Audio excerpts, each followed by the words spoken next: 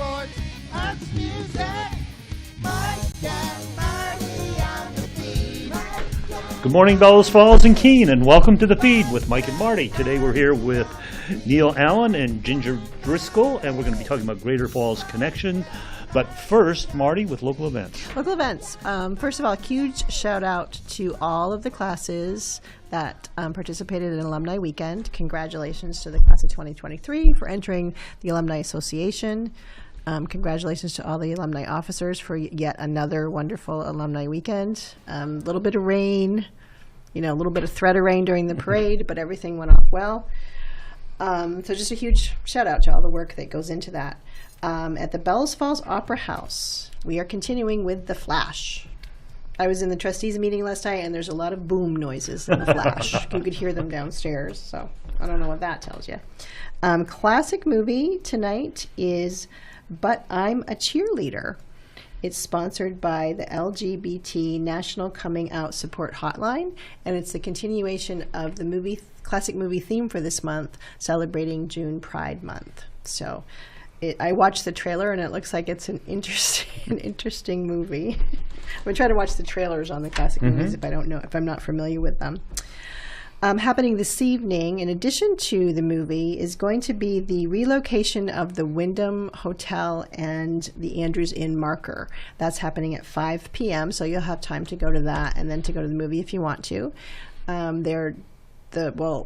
I'm not exactly sure. I guess they're moving it out in front of the building. Is that? Do you know? I don't. They're moving it to be more visible, but I don't know where. I know. I was like hoping someone could help me out on that, but it's going to be more visible. I'm not sure where, but more visible. This Friday is the first of the farmers markets here in town. There's going to be doing one a month here at the Hetty Green Park. So July 23rd. June 23rd, July 11th, August 18th, and September 15th. So come and check them out. They're still looking for vendors. There's still vendor space. And then also happening on Friday, down at Stage 33, starting at 7 p.m., Gail Golick will be premiering her final installment of her deep dive into the history of Andrews Inn. Reservations are recommended, and I pulled this off of Facebook probably 2 or 3 days ago, so there might not be seats still available. Saying you should get reservations by the 22nd. But doesn't mean that you still can't listen to the podcast. It doesn't mean that you still can't support it. And actually, Gail's coming on in July. I don't have the calendar in front of me, but she's coming on to kind of go over. I'm excited about that. And I have one kind of last minute addition that I don't have an image on, but Keith Marks from Next Stage sent me information about the bandwagon happening this Saturday. It's down at the Putney Inn. They're actually going to have 2 bands. They're going to have a reggae band called the Human Rights, and they're going to have a 10-piece salsa orchestra called LPT. And I watched both of the videos for those, and I think if you have dancing shoes and you're looking to dance, then 6 p.m. at the Putney Inn is where you want to be for Next Stage Bandwagon Series. You can get tickets at the door, or you can get tickets at nextstagearts.org. Great. So, well, thank you guys for coming on, and welcome. And why don't we start with you, Neil? Tell us a little about Greater Falls Connections. It's been around a while, but it's changing, isn't it? Or so we've been around. I'm trying to remember the date. I think it was. No, I'm not going to guess. It's been a while. I know we'll be. It must have been 2006 because I think we're coming up on another anniversary soon. So it's been around, and there have been some changes, but it's still the same organization, and we still have the same goals and mission, which is to help the community with wellness and substance abuse prevention and community building. Great. And Ginger, you have a new role, right? So I do. So I had worked for Greater Falls Connections a couple years ago as an administrative assistant, and then I left. And I came back as an administrative assistant again, but with some additional roles like fundraising and development. But recently I just stepped into a new role as prevention specialist. Oh, wow. Still doing a little bit of the other things, but I'm really excited to engage in the community with this new role. Great. And what would you say? Oh, sorry. Go I was ahead. just going to say, so I know that I was on your advisory board for a while, and I always found kind of the hardest thing for people to understand is really what is a public health coalition? What does that mean? So public health is something we recently added to the website because, and our description of what we do, because it is what we do, but it wasn't there before, and it changes what that means. So our focus is on wellness and health, so that's the public health part. The coalition is, everybody who lives within this school district is a member of the coalition. And there's no sign-up sheet, there's nothing you have to do, you're just there. So, you can come to our event, you can come to our board meetings, our annual meeting, you can come and vote, but it basically means the whole community. If you support what we do, you're part of the coalition. And you do a lot. I mean, and I think the key word to Greater Falls is the connections part. Can you talk a little bit about all of the things and agencies that you connect? We do connect with a lot of the local agencies, and some of our key partners are Turning Point, which is located at Parks Place, and then there's we have the library. We collaborate with Parks Place, North Star, the list. If it's a public, social service agency, we pretty much connect with them. But we also have connections around the state with other coalitions, and then with the different different kind of substance abuse things. So we have the tobacco group, and then we have like cannabis, and then there's the alcohol stuff. So we're connected locally through the county level, and then statewide. And you guys are a great source of information. I know that when, was it a year ago, there was a cannabis, wasn't there a cannabis forum? Yeah, it was before I started, but I do know a little bit about it. Yeah, and so it was nice that you had all the information, that you came to the forum and you had a lot of solid information to provide. And I think that's a key component for people to understand, is that you guys, this is what you do. Right. So, we may not have all of the answers, but we hope to have the best answers that are available. And, sometimes, with all things, it changes.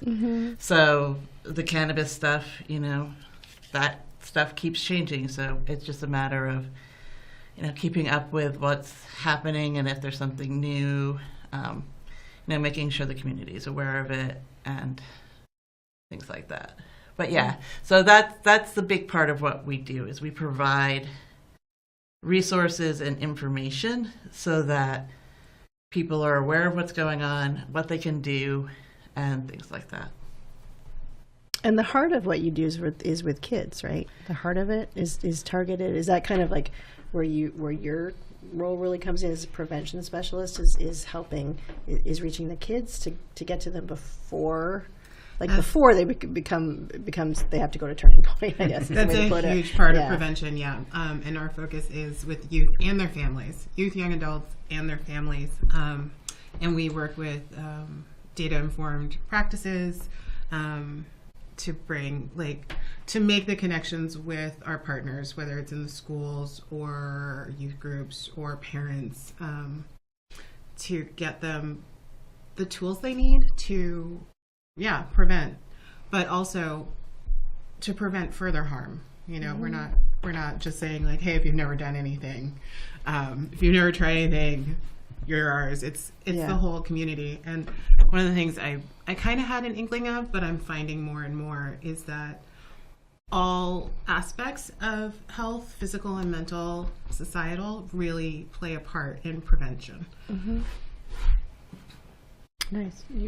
You look No, great. you hit me. You hit what I was going to ask. I was asking sorry. about that whole the child connection and where you go with that. How about in practical terms? what sort of things do you do? Like I know in this building years ago, we did the whole free non-smoking zone, and we had signs, and you guys provided all the signs and helped us work through the whole thing. Are there programs like that you do, or how does that work? We don't really do programs as you would probably normally think of them. So like the non-smoking stuff, or no smoking stuff, isn't so much a program as it is just a part of the work that we do, and we can provide businesses, landlords, anybody with information on how to make your area a non-smoking area, and then help support that as it goes on. It's been more of I think it's more of an issue when it's a bigger company where you have a lot of people who, don't want to give up their smoking, and so helping them work through the process with their employees to get to a point where there is less smoking in the building area. So yeah, we do a lot of that kind of thing. So like I said, it's the resources and the information, and that's what we provide. And also being the objective, or like you have no skin in the game, right, when you go in. So then coming from that third party, I think when you're dealing with, if it's the employer saying to the employee, yeah, you can't smoke, then then you come in as a third party, and it probably goes a little smoother. And it's theoretically, it's not about necessarily eliminating the smoking, but we can also provide the organization with quit kits and other things to help their employees, actually give up the smoking. So basically, again, just tools to make everything easier. And so it's not about the elimination necessarily. I mean, we'd love it if nobody smoked. Right. It would be fantastic, but that's an unrealistic thing. So it's kind of the no harm thing where, you want to protect the most people, but you still have to be respectful of these folks and where they are. So it's, how can we get into the middle? Does that kind of tie into what you were saying with your prevention work? Yeah, it does. It is that a lot of what prevention work is finding out what problems people are seeing, what resources they're looking for, and helping them with the knowledge that we have about what resources are out there. So the quit kits are a great example of that. If somebody is looking to change their workplace, the quit kits can be really helpful. If an individual is looking to change their individual space, and those signs you mentioned have signs and know where to get them if I run out. And I have a ton of pamphlets.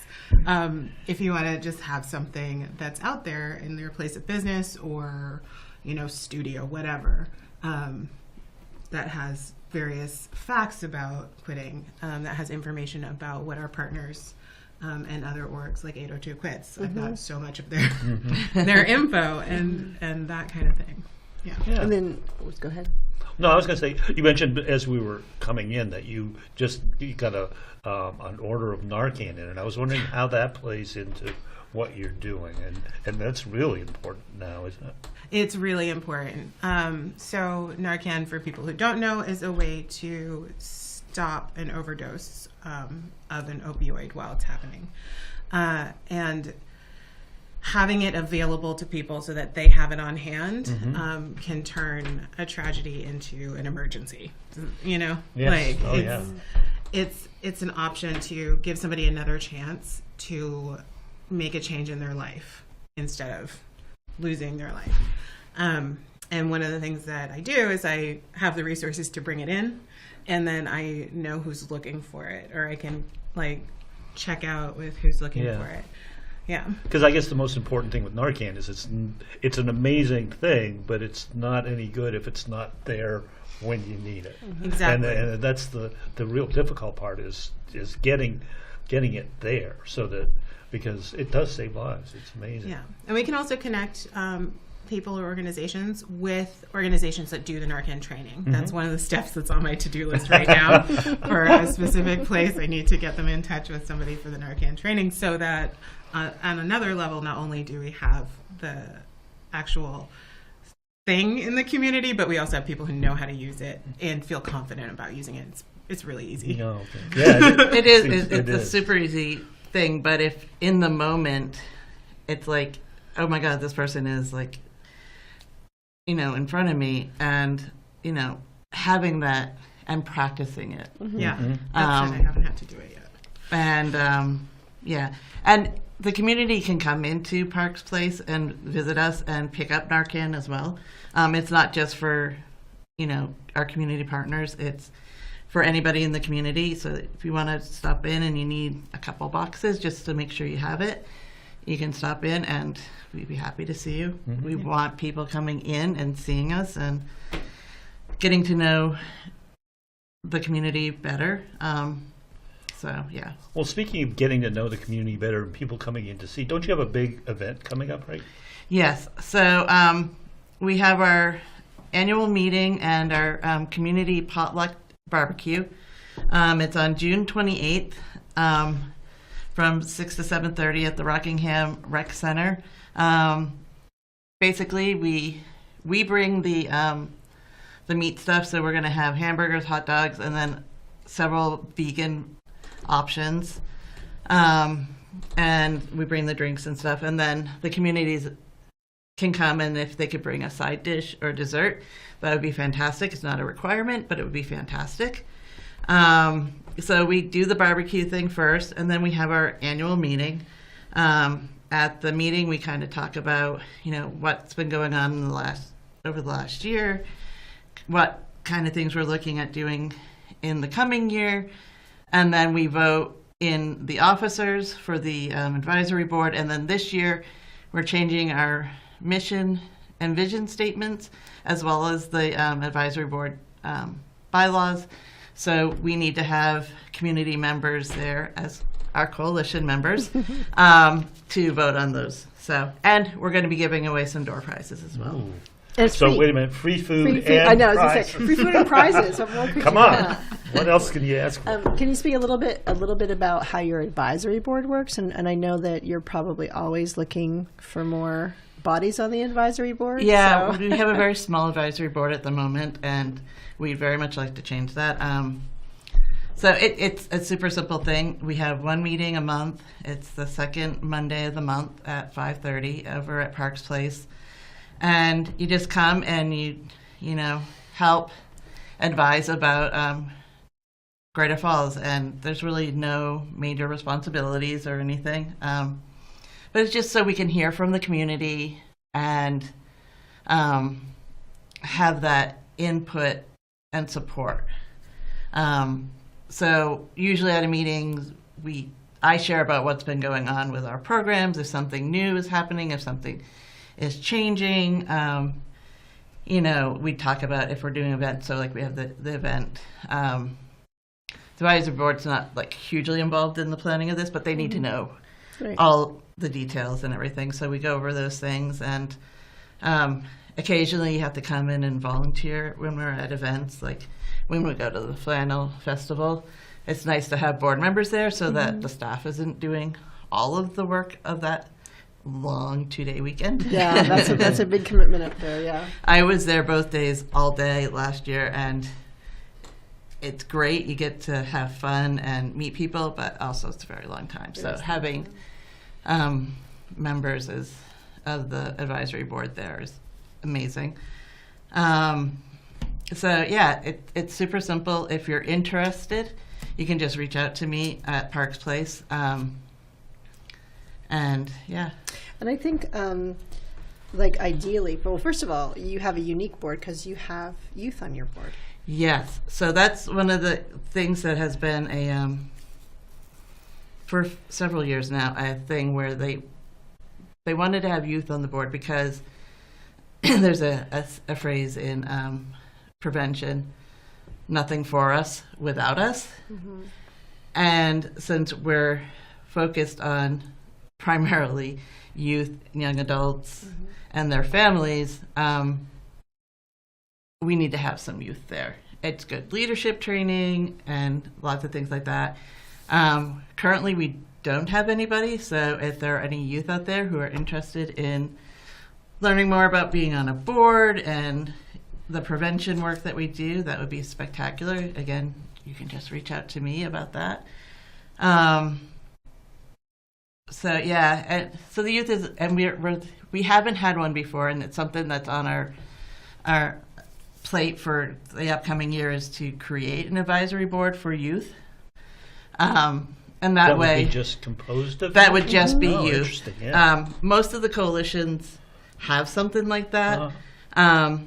But again, it's nothing for us without us. So it's a really important thing, and it's not been something that's been able to be done before. But I think we need to have that focus. So are these issues things that you will focus on at the barbecue in the annual meeting? Are those these the there'll the be things that items? we can talk about. Yeah. Yeah. So the coming give input. Yeah. For the coming year. And so the other thing we're going to be looking at, we had a retreat last November where we kind of identified like 15 different things that the advisory board and staff wanted to see happening.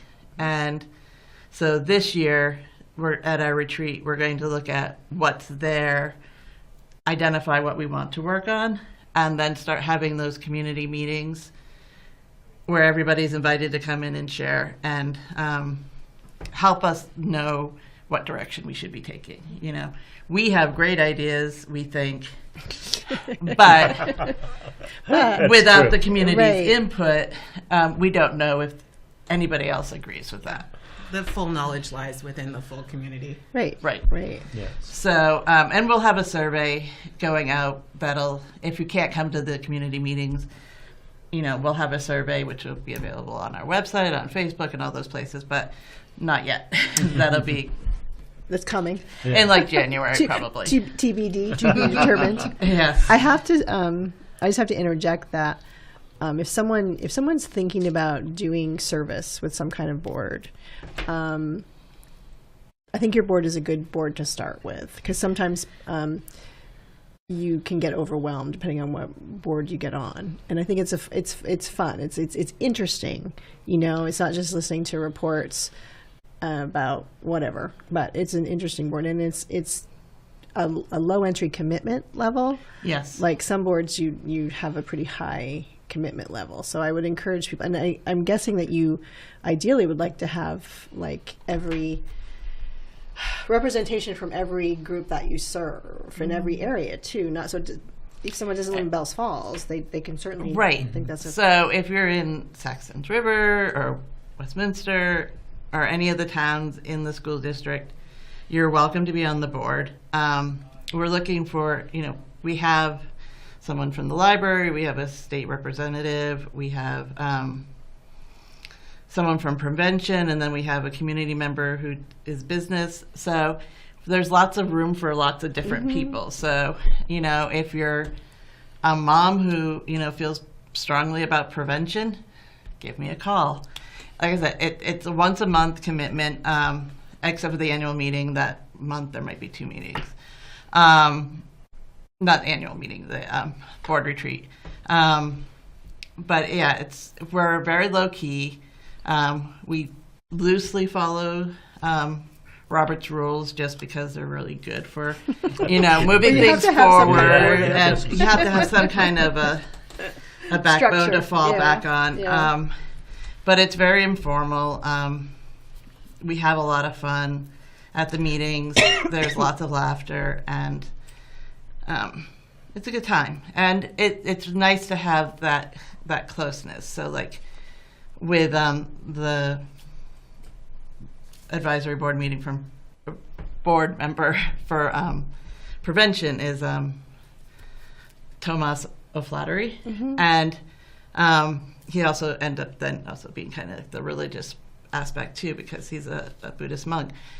But he's great, and he's like my person that I can go to if ever I need to talk about what's going on the board, or not the board, in the organization with myself or whatever. So it's nice having that advisory board there and those people to kind of give that kind of behind the scenes support as well. So we are, I don't mean to cut you off, but we are, believe it or not, almost out of time. Oh my goodness. Yeah. So let's just finish with how can they best contact you?